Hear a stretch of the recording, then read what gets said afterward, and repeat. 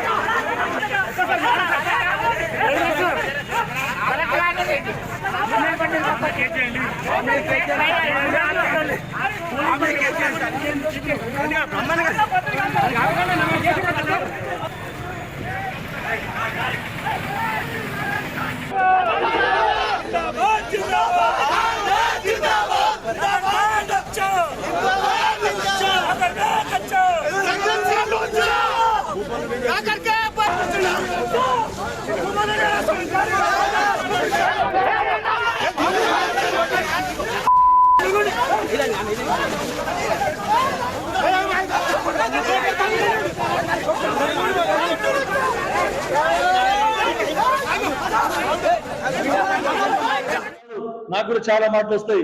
నీకంటే విపరీతమైన పదజాలంతో నేను మాట్లాడగలుగుతాను. కానీ నేను సంస్కారవంతుని, ఒక ఎడ్యుకేటెడ్, నేను సొసైటీకి ఒక మంచి మెసేజ్ ఇవ్వాలి.